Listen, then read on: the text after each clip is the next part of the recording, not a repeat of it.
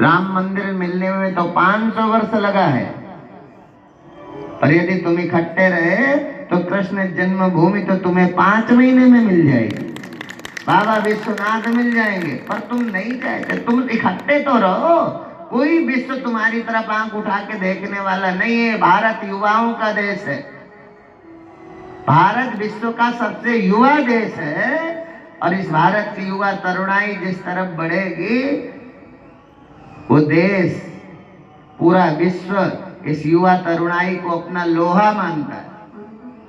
तुम इकट्ठे तो रहो, तुम सुमति से रहो, देश भी अच्छा बने। तुम सुमति से रहो, घर स्वर्ग बन जाएगा। कोई पड़ोसी का दम नहीं आंख दिखा दे। और इसके लिए उदाहरण है, आप देखो, वो लोग, वो विधर्मी जो मंदिर तोड़ते रहे, वो इकट्ठे हैं। इकट्ठे हैं तो मुट्ठी भर होके भी अपनी बात मनवाते रहे।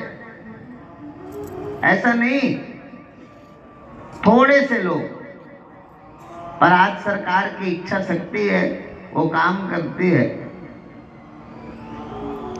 पर उसे किसी घटना से जोड़ देना, सरकार को फेलियर बता देना। कई लोग तो साधु के वेश में हैं। उनका काम, जब वो बोलते हैं तो लगता है भाजपा के विरोधी प्रवक्ता कोई बोल रहा है।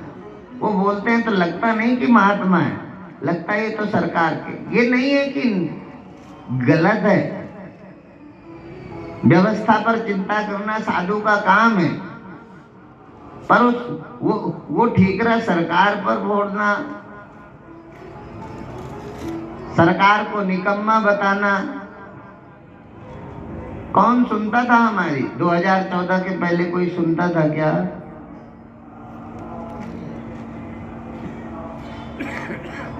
इसलिए जातियों में, छुआछूत में, संप्रदायवाद में बांटने वाले इन राजनेताओं से सावधान रहो।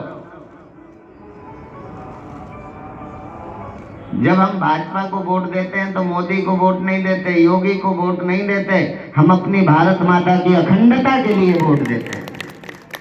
जब हम मोदी की चर्चा करते हैं तो मोदी भर के लिए नहीं करते, हम अपनी भारत माता की अखंडता के लिए बात करते हैं। हमें लगता है, और फिर क्यों ना लगे?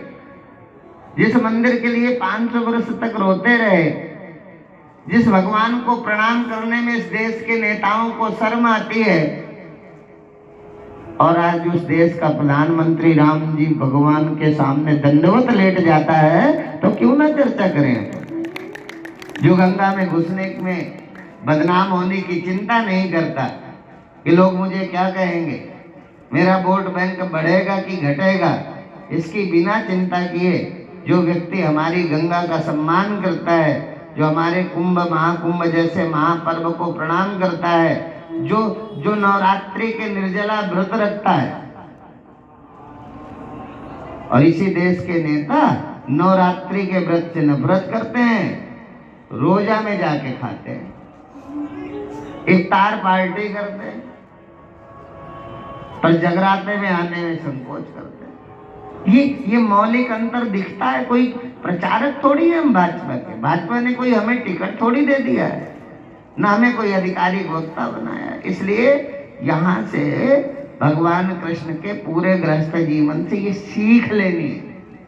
भगवान भी गृहस्थ हैं, कोई हम गृहस्थ हैं तो हमारा बेटा दुखी है, बीमार है, फेल हो गया, हमारा बिजनेस नहीं चल, तो कोई हमारा ही थोड़ी।